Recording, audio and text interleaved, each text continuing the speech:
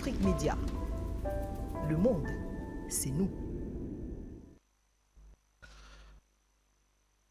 La guerre en Ukraine et la Russie qui est pratiquement inarrêtable dans une offensive sans merci pendant que toute la coalition des pays occidentaux autour de l'Ukraine piétine dans une contre-offensive dont on présentait efficace, salutaire, rapide et même libératrice pour Kiev. Les destructions massives de blindés ukrainiens se succèdent au fil des jours et la contre-offensive de l'OTAN, visiblement, semble être vouée à l'échec. Nous sommes toujours avec vous, très chers invités. Professeur François Dengwe, vous êtes éditorialiste. Madame Linda Alarbaoui, analyste spécialiste des questions sécuritaires. Charlie Kenny, analyste stratège. Et bien sûr, vous aussi, Taifou Ousmane, vous êtes analyste politique. Dis-nous, quelle analyse vous suscite la situation telle qu'elle se déroule actuellement sur le terrain dans le conflit en Ukraine. On a l'impression que la contre-offensive de l'OTAN est pratiquement vouée à l'échec. Tout à fait, c'est le cas de le dire.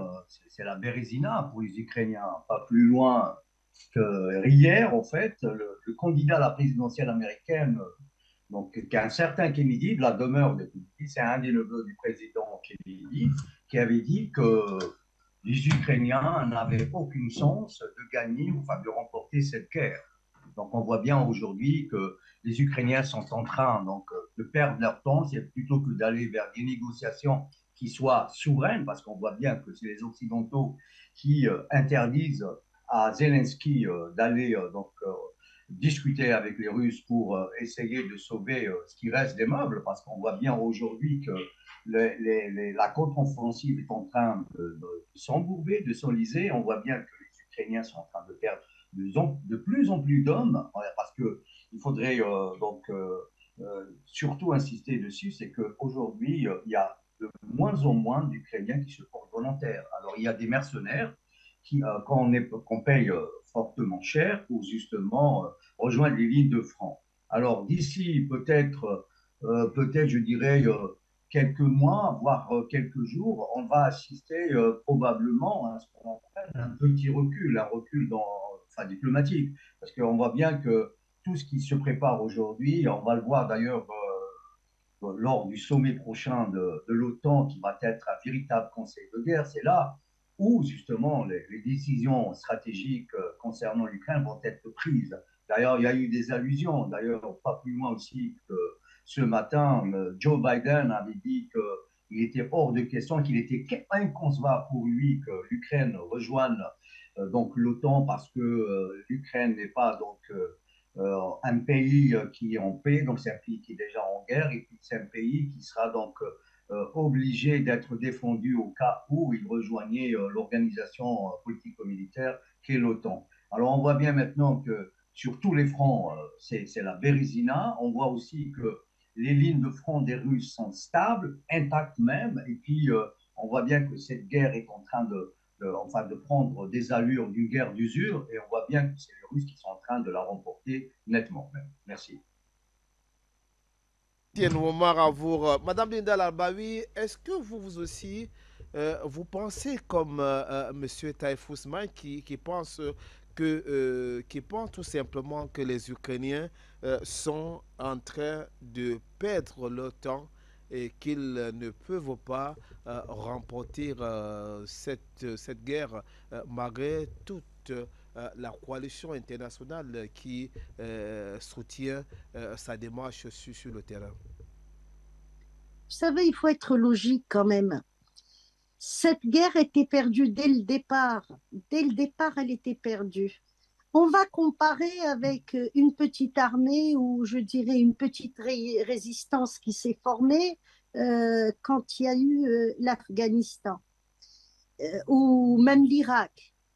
Ces ces deux résistances On ne les a pas vus mendier des armes. Ils se sont débrouillés pour avoir leurs armes.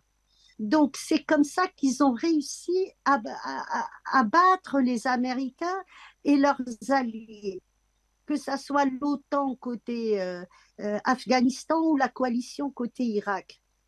Mais les Ukrainiens, dès le départ, leur armée était détruite à partir du mois de juin. Il n'y avait plus l'armée. L'armée ukrainienne même était détruite à Azovstal, c'en était fini avec.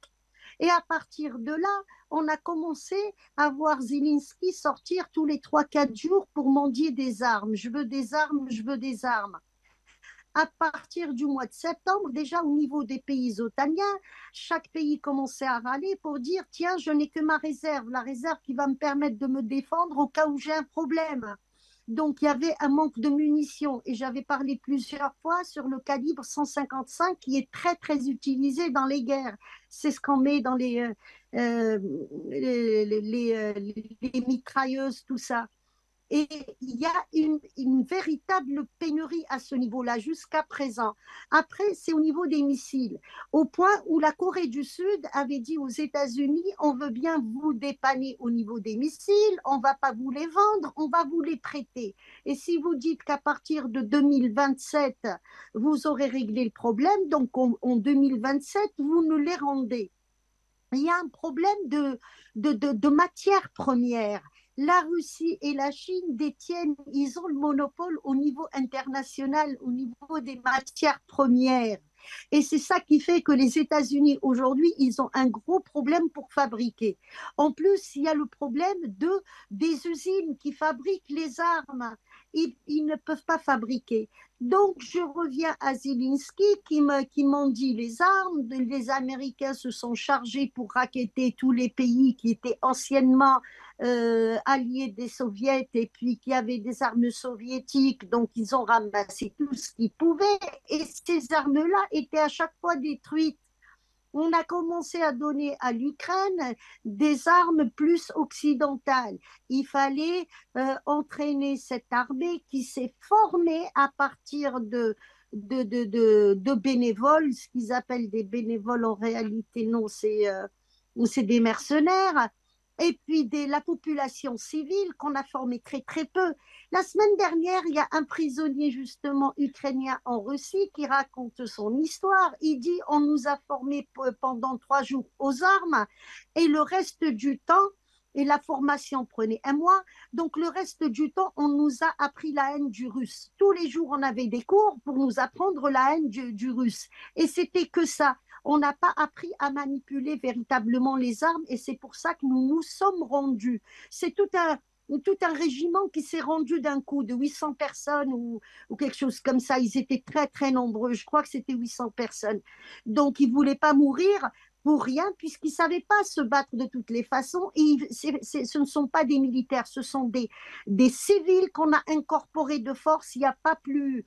il n'y a pas plus, je dirais, dangereux pour, pour, pour un État comme l'Ukraine, si on considère que l'Ukraine est toujours un État, parce que l'Ukraine n'existe plus, en vérité. Donc, il n'y a pas plus dangereux que de prendre des civils incorporés de force pour se battre. Forcément, à la première occasion, qu'est-ce qu'ils font? Ils se rendent. Donc, l'armée ukrainienne en elle-même, donc, depuis le mois de juin, n'existe pas. L'armée qui a été formée après a été détruite à Bakhmout. Et Bakhmout, moi-même, j'avais dit, comme d'autres intervenants sur Afrique Média, on avait dit que c'était un piège pour les Occidentaux. C'est à Bakhmout que les Russes ont fini avec les armes soviétiques et ils en ont fini avec les armes américaines ou otaniennes. Ils en ont fini avec. Ils ont fini avec la deuxième armée. Cette deuxième armée était formée de 700 personnes. Donc, les Russes avaient donné un chiffre que 350, il y avait 700 000 personnes, donc 350 000 étaient décimés, morts. Depuis le mois d'octobre, il n'y a plus d'enterrement. On remarque qu'on n'a plus les images des morts et des enterrements. Donc, c'en est fini avec les 350 000 et le reste, à peu près le même chiffre, est considéré comme blessé et inapte à reprendre la guerre. tellement que c'était Barmouth. C'était horrible à Barmouth, on l'a appelé la boucherie. Donc, c'en est fini avec cette deuxième armée. Actuellement, où est-ce que nous en sommes? Il n'y a plus de volontaires, il n'y a plus de mercenaires. La semaine dernière aussi, il y a eu 2 Américains qui étaient invités sur Fox News et qui font une révélation. Ils disent, on est resté 48 heures, on a fui. On a fait l'Afghanistan, on a fait l'Irak, mais là, ce qu'on vient de voir, c'est-à-dire le jour le plus dur que nous avons vécu en Irak, et ben, en Ukraine, euh, c'est euh, euh, c'est 10 fois plus. Est-ce qu'on se rend compte de la boucherie qui est en train de se passer? Les Russes s'amusent actuellement. Ils s'amusent à tout détruire. Ils laissent passer les armes. Une fois que ces armes-là sont passées et puis sont stockées, elles sont localisées par les forces russes qui ont bien sûr des satellites qui travaillent. Et puis ils ont aussi des alliés sur place qui travaillent et qui les informent. Ils ont des informateurs. Une fois que tout est en place, on détruit tout et on se débarrasse de tout. Et actuellement, donc, il n'y a plus d'armes, il n'y a plus de munitions, il n'y a plus d'hommes. Et Zelensky continue à mendier des armes. Là, les Américains veulent lui donner des armes interdites, des armes destinées à tuer des civils. Donc, au niveau de l'OTAN, ça râle et puis personne n'est d'accord avec ça. La moitié des pays otaniens, c'est niette, et l'autre moitié, je ne dirais pas qu'elle est d'accord. Ben, sous pression, bien sûr qu'ils vont être d'accord, mais si ça revient à eux-mêmes de choisir, c'est non. Parce que là, on rentre dans l'absurde, on rentre dans une guerre, mais vraiment dangereuse. On ne sait pas comment vont réagir les Russes. Cette guerre est perdue, elle était perdue d'avance. Elle était perdue d'avance, et au moment où Poutine a frappé, il avait très très bien calculé son coup. Les Américains ou les pays otaniens n'ont pas calculé justement l'impact que ça allait faire au niveau mondial, et que les autres pays, vu qu'ils avaient la pression sur eux, comme les pays africains ou les pays arabes, les pays asiatiques, eh ben, ils ont trouvé l'occasion de sortir de l'hégémonie américaine et de dire c'en est fini avec le monde unipolaire. Donc ça a donné l'occasion à tout le monde de soutenir indirectement ou directement la Russie, et ça a causé bien sûr la perte de Zelensky, le drogué, le toxicomane. Merci. Merci énormément à vous, Madame Linda Larbawi. Alors, professeur François Demboué, vous venez de suivre Madame Linda, qui, pour elle, la guerre a été perdue depuis très longtemps déjà par l'Ukraine. Pardon. Dis-nous, très cher professeur, comment est-ce que vous vous expliquez à votre niveau l'échec de la contre-offensive ukrainienne et même la déroute de l'OTAN qu'on constate aujourd'hui sur le terrain?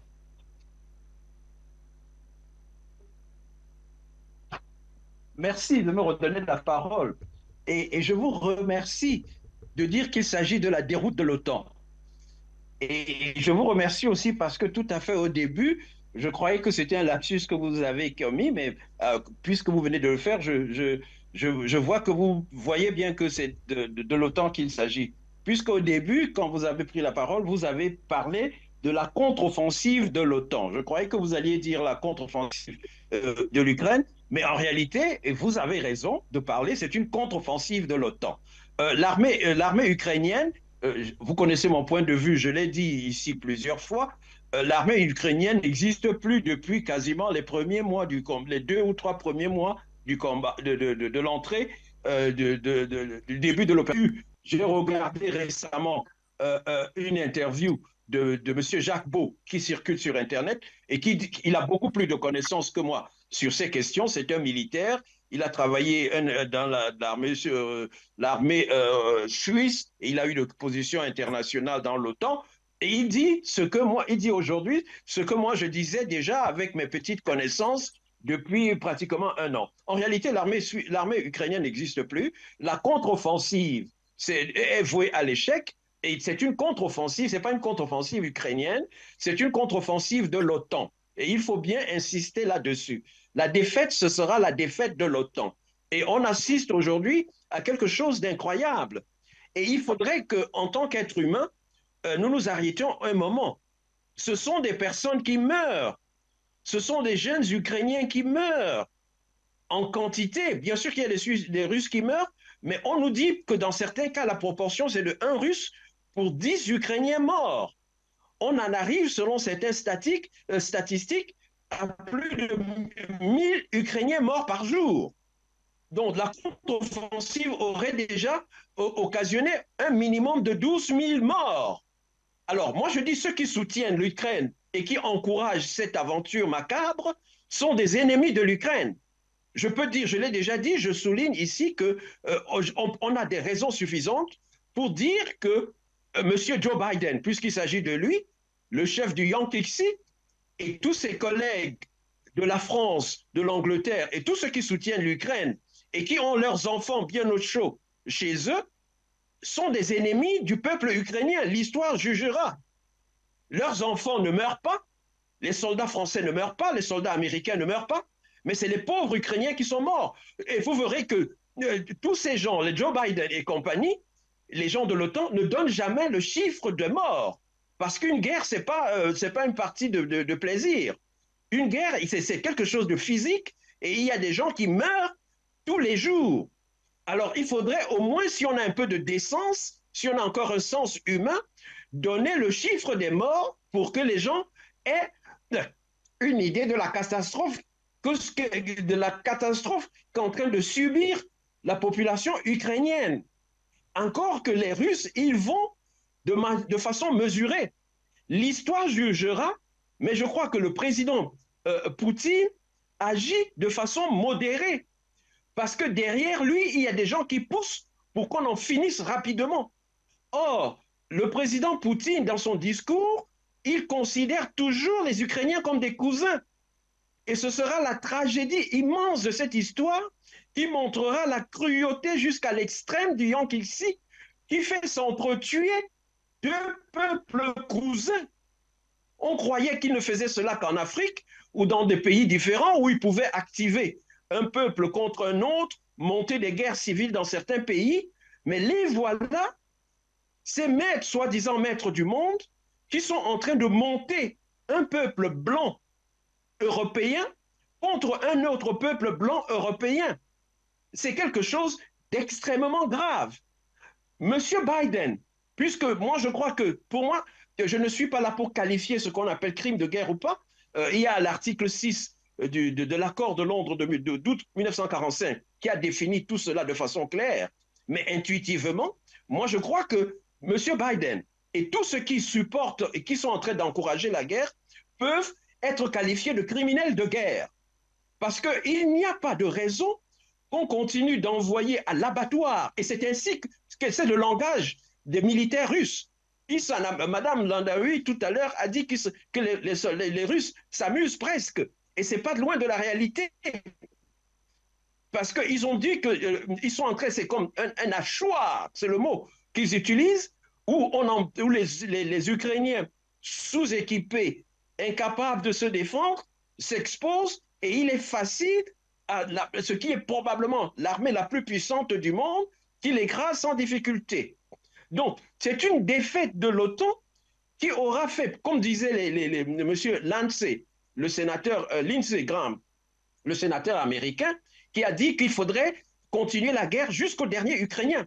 Donc, vous voyez qu'ils sont bien assis en Amérique, ils sont bien assis en Angleterre, pendant que les pauvres Ukrainiens meurent et que leur territoire est pour jamais rabougri. Il faut oublier que l'Ukraine puisse un jour récupérer la Crimée. Il faut oublier que l'Ukraine puisse un jour récupérer la partie qui était anciennement dans l'Ukraine et qui est aujourd'hui le territoire russe. Les Africains sont venus avec une offre de paix, une offre conséquente de paix. Et là, je salue l'action de paix des dirigeants africains. Les Africains sont arrivés à Kiev. Mais vous savez ce qu'on leur a fait. Déjà en Pologne, les Polonais se sont comportés d'une façon indescriptible en mélangeant le racisme, l'irrespect et la non-diplomatie. C'est pour ça que de mon point de vue, je crois que les Polonais, s'il y avait encore des ambassades polonaises en Afrique, on devrait les fermer et leur dire de rentrer chez eux.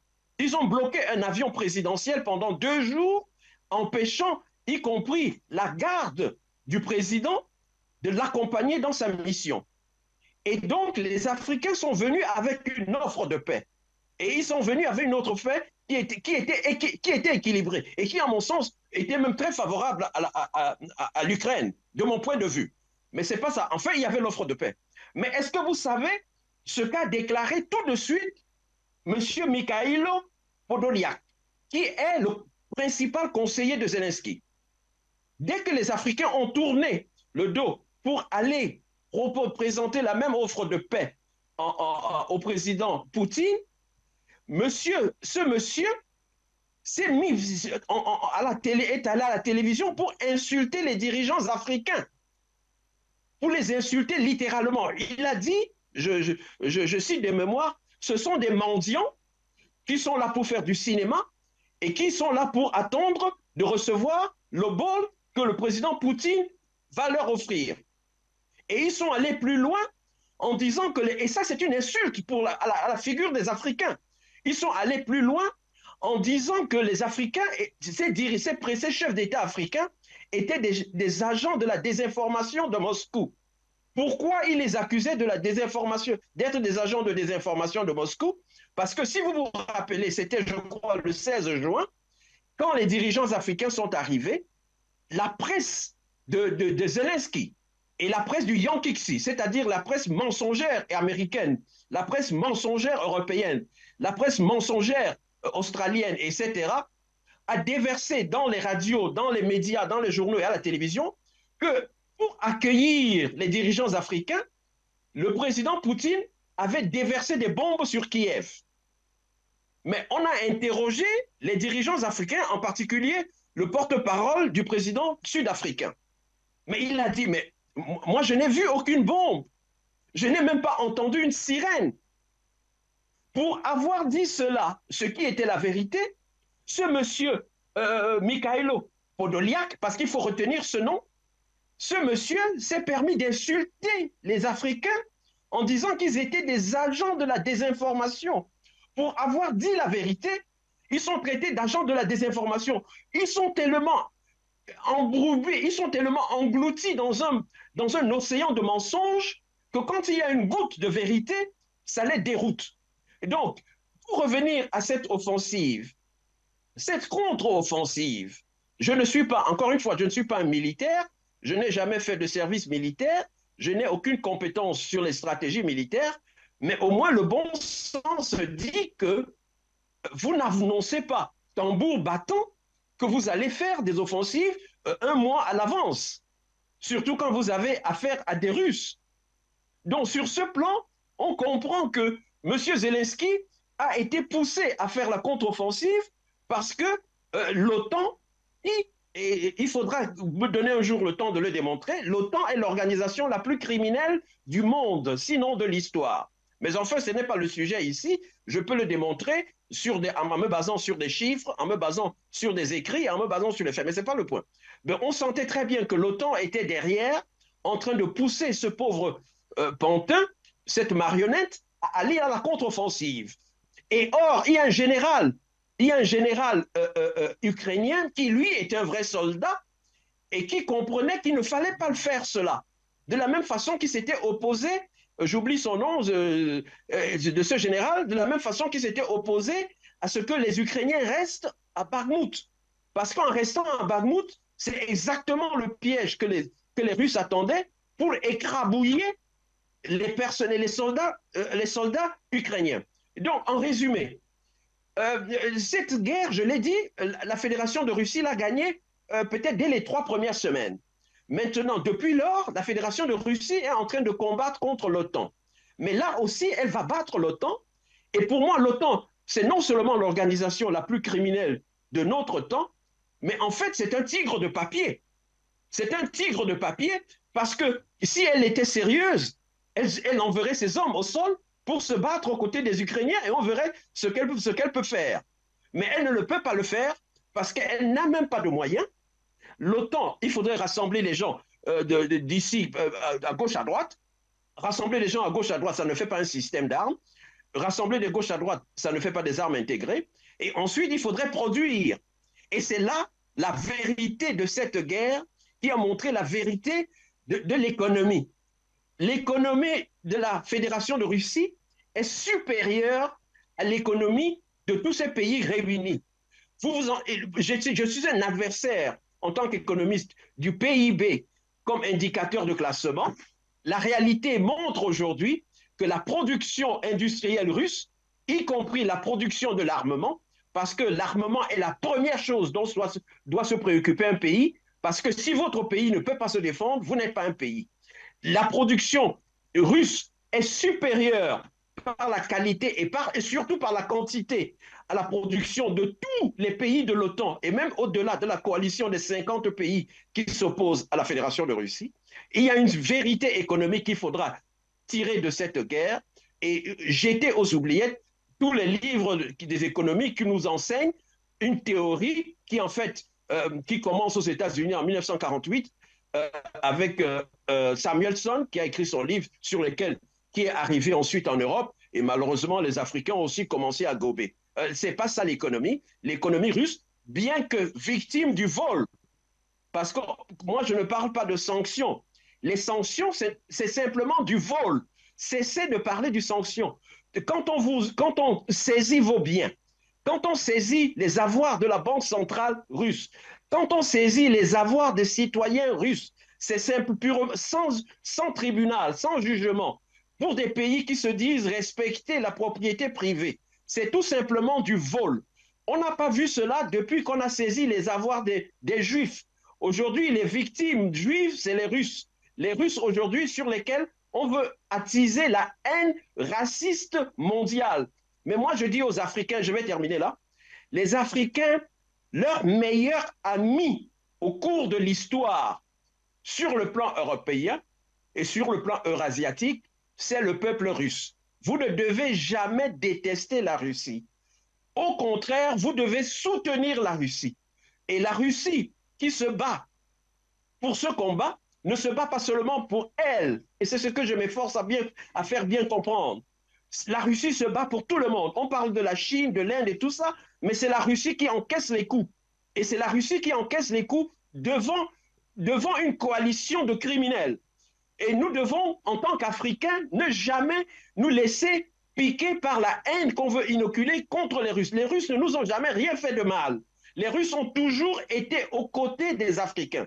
Maintenant que la Fédération de Russie est en difficulté, les Africains doivent à leur tour, dans la mesure de leurs moyens, soutenir la Fédération de Russie et soutenir son armée qui montre une bravoure qui doit en retour nous servir d'exemple.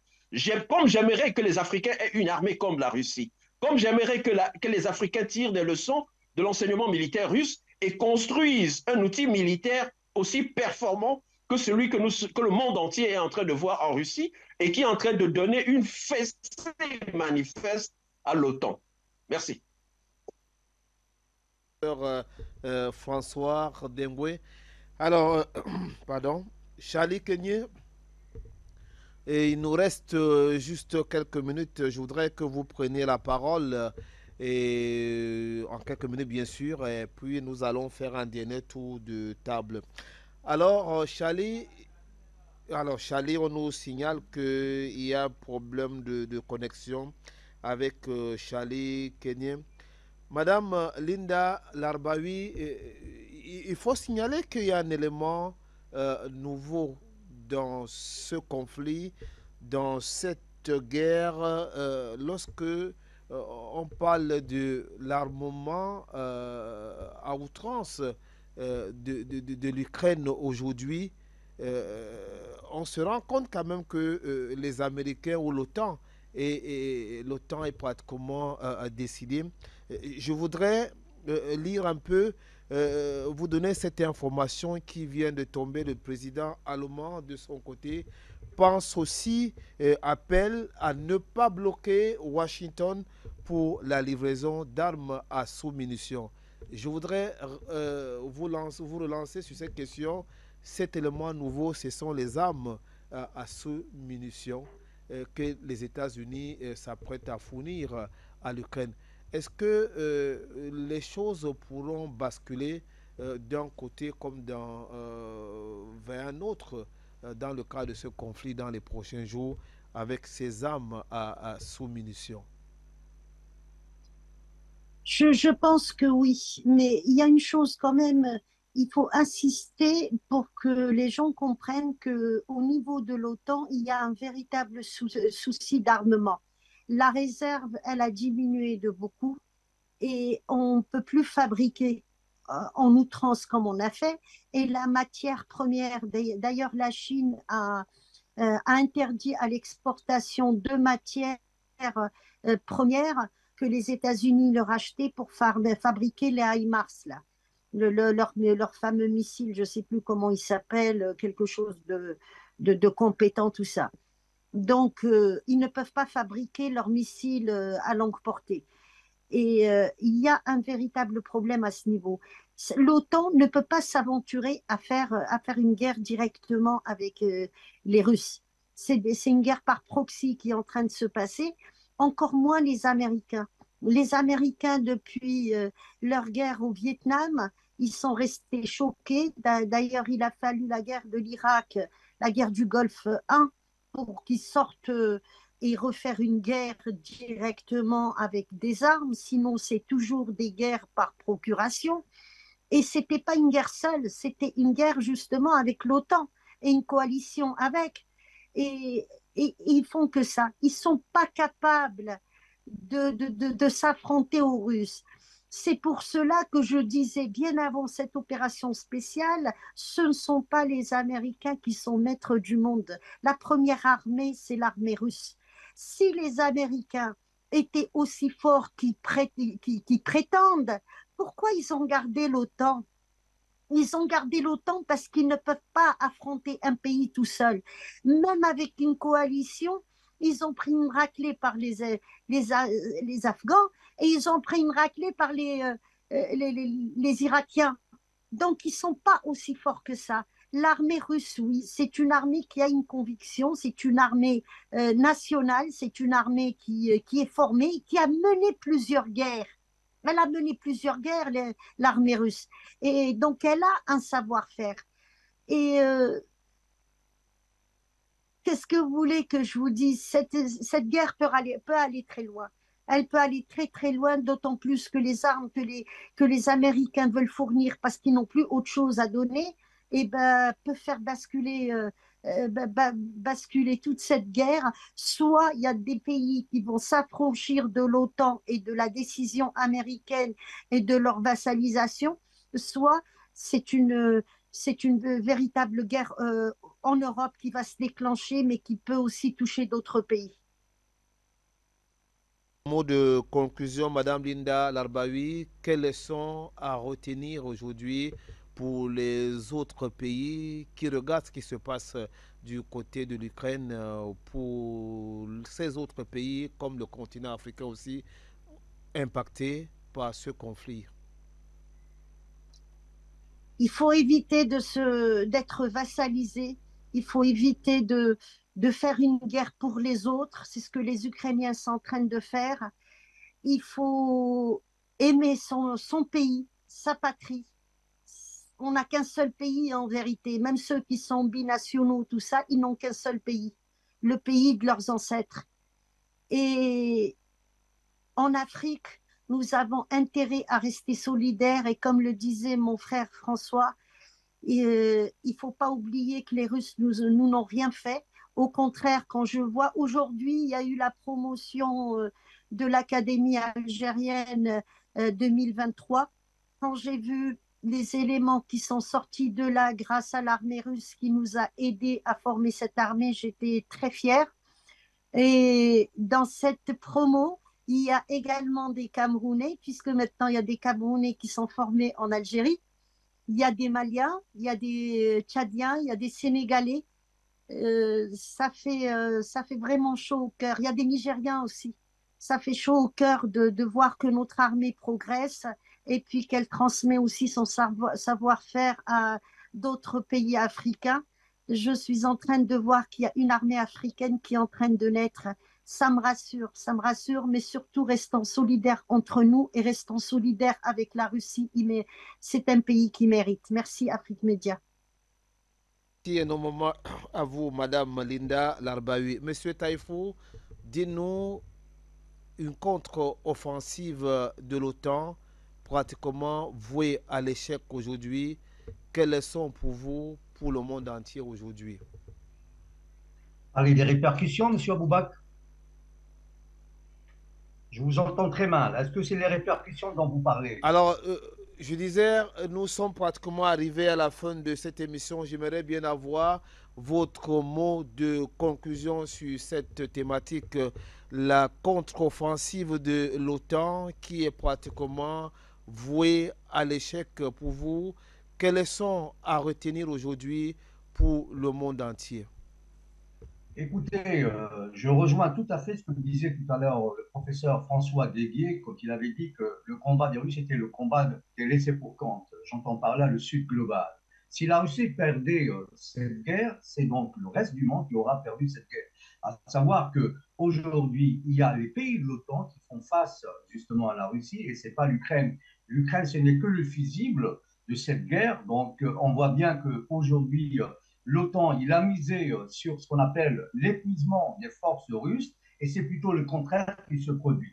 Donc cette guerre a pris, on va dire, une ampleur contraire, plutôt différente de celle imaginée au départ, parce qu'on avait beaucoup plus misé via les sanctions économiques. Il faut rappeler qu'il y a eu quand même 15 000 sanctions économiques contre la Russie pour l'affaiblir dans ce sens, et tout ce déploiement d'armes occidentale en Ukraine, on a vu que ça n'a servi à rien du tout. Ben, plutôt que de briser la Russie, elle a beaucoup plus renforcé ce pays. Et on voit bien aussi que lors du prochain conseil, on va dire, de guerre, hein, tout ce qui va se passer lors de la prochaine réunion à Vilnius de l'OTAN, donc ils vont certainement décider de la fin de la guerre, probablement. Hein, donc c'est une analyse que je suis en train de faire.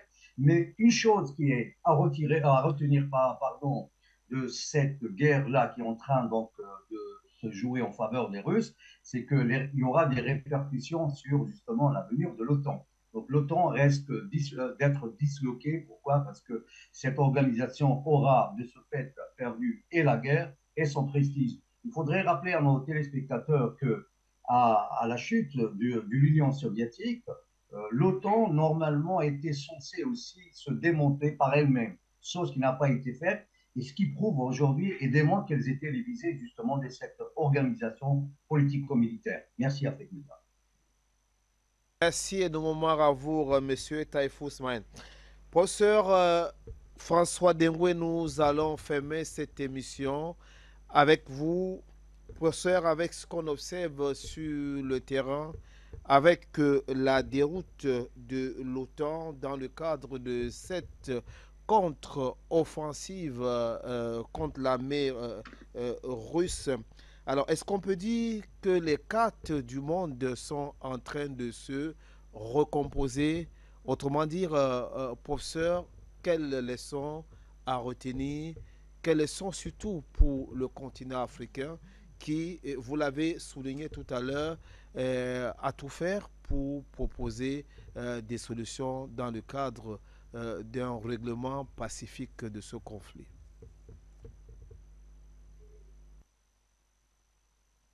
L'Afrique doit être une voie de paix. Et c'est ce que cette mission a essayé de faire. Elle a été tournée en dérision par le côté ukrainien, avec les moqueries et le mensonge dont j'ai parlé tout à l'heure, alors que le président russe, auquel la mission a présenté aussi son programme de paix, a reçu non seulement avec beaucoup de dignité, et a élevé l'Afrique au-dessus de tous les autres acteurs, puisque c'est à cette mission africaine que le président russe a présenté l'accord qui avait été signé un an plus tôt, l'accord de paix qui avait été signé un an plus tôt par M. Zelensky, la délégation de Zelensky, et qui avait été signé et acté. Si le président russe a estimé que c'est aux Africains qu'il présente cela, un document qu'il avait sur lui depuis plus d'un an, ça veut dire qu'il accorde, il voit dans l'Afrique un acteur majeur de la géopolitique internationale des années à venir. L'Afrique, c'est le lion qui dort et qui ne sait pas quelle est sa force. Mais en stratège, en joueur d'échecs, le président russe sait que l'Afrique va compter, et pas seulement comme un joueur. L'Afrique sera la première puissance par sa richesse, et elle peut même être la première puissance militaire, mais tout cela dépend des Africains. Donc ça, c'est le premier truc. Le deuxième truc, pour revenir plus directement sur la guerre, c'est que moi, j'ai très, très peur.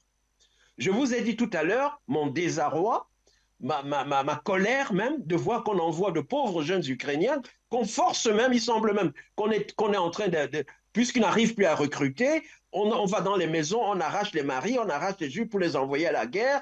On a vu que le nombre des étudiants ukrainiens a été multiplié subitement par 4, 5, alors que parce que quand vous êtes inscrit étudiant, vous ne pouvez pas aller à la guerre. Du coup, tous les jeunes qui ne veulent pas aller à la guerre se font étudiants. Donc, il faut tirer quelle est la responsabilité de ceux qui, de mon point de vue, encore une fois, je parle en amateur et pas en juriste, peuvent être qualifiés de criminels de guerre, c'est-à-dire le président des États-Unis, parce que ça, c'est vraiment la guerre de Biden.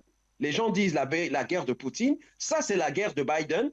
Et toutes ces affaires, on n'a pas eu le temps d'en parler, toutes ces affaires en Ukraine, où l'affaire de corruption qui le concerne, sur le terrain ukrainien, l'affaire de corruption qui concerne son fils, tout cela font que c'est sa guerre. Troisièmement, je vais m'arrêter là, vous avez introduit le sujet sur ces armes à fragmentation. C'est extrêmement grave. C'est extrêmement grave parce que nous sommes à un pas de la bombe atomique. Nous ne savons pas comment les Russes vont réagir.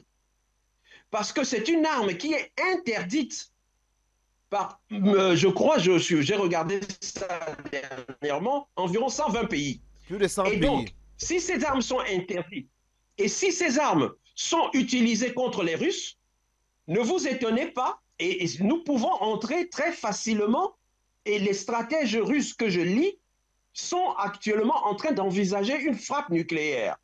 Donc, nous ne sommes plus dans l'amusement. Et les Russes ne mentent pas. Ils disent ce qu'ils font et ils font ce qu'ils disent. Nous allons voir si ces armes, et je vous dis que nous sommes là en train de dépasser un seuil qui, le seuil prochain, ce sera l'arme nucléaire. Et ça, c'est M. Biden qui a pris sur lui cette responsabilité, et ses vassaux, qui soient en Europe, n'ont pas suffisamment de courage pour se lever, pour lui dire non, on ne doit pas le faire. Mais comme tout vassal, tout colonisé qui obéit à son maître, ils peuvent grincher un peu, mais ils ne vont pas l'empêcher. Mais je vous assure que si ces armes sont utilisées contre les Russes, ça ne me surprendrait pas que les Russes sortent la bombe atomique. Et nous aurons là dépassé un seuil, et je verrai comment ça va réagir. Les stratèges russes que je lis, ils envisagent même de faire une frappe. Ils ont même déjà nommé la ville européenne sur laquelle ils vont frapper. Et ils vont lancer cette frappe et ils vont attendre. Si les Américains sont des hommes, ils frappent la Russie. Et à ce moment, les Russes vont frapper Boston, ils vont frapper Washington et on verra la suite. Parce que trop, c'est trop à un moment donné. Les Russes ont jusqu'ici agi avec une certaine mesure. Rappelez-vous, au début, on disait « Ah, on ne va pas livrer des missiles ». Ils ont livré des missiles. « Oh, on ne va pas livrer des chars ». Ils ont livré des chars. Oh, donc, des menteurs patentés, du début à la fin. Maintenant qu'ils ont passé le seuil de cette arme à fragmentation, je vous assure, et je dis ça avec beaucoup de peine, ce que je lis des stratèges russes, c'est que le débat est déjà sur le terrain de la bombe atomique. Et les villes européennes sont déjà désignées. Et les Russes ne blaguent pas. Et à ce moment, quand ils auront frappé d'une bombe atomique l'une des villes européennes, ils sont prêts, parce qu'ils sont outillés. Si les États-Unis sont des hommes, ils frappent une ville russe, et vous allez voir la suite. Et quant à nous, l'Afrique, dans tout cela, comment allons-nous nous défendre? Parce que ce doit être le centre de nos préoccupations. Il n'est pas question, nous ne pouvons pas abandonner 1 milliard d'habitants dans un feu nucléaire dans lequel nous n'avons pas, nous n'avons nous ne sommes pour rien. Nous avons essayé d'apporter la paix. Notre voix a été tournée en ridicule. On a insulté nos chefs d'État, mais les stratèges africains, mettez-vous au travail, unissez-vous. Comment protégez-vous votre continent et votre population? Ça, c'est la grande interrogation que j'adresse aux dirigeants politiques africains et aux stratèges qui sont à leur travail pour servir et protéger la population. Merci. Merci énormément à vous, donc, professeur François Dengwe. Vous êtes éditorialiste. C'est avec un énorme plaisir que nous avons eu comme invité dans le cadre de cette émission. Merci pour votre grande contribution de qualité. Merci également à vous, Madame Linda Larbawi, pour votre contribution aussi. Vous êtes analyste et spécialiste des questions de sécurité. Merci à vous, Charlie Kenir, analyste stratège. Monsieur Taïfou Ousmane, vous êtes analyste politique. Nous avons eu également un énorme plaisir de vous avoir comme invité de cette émission de géopolitique internationale sur la chaîne de télévision panafricaine Afrique Média. Mesdames, Messieurs, c'est la fin. Donc, merci pour votre bienveillante attention. La suite, c'est tout de suite avec d'autres programmes de votre chaîne. Bonjour et bonsoir.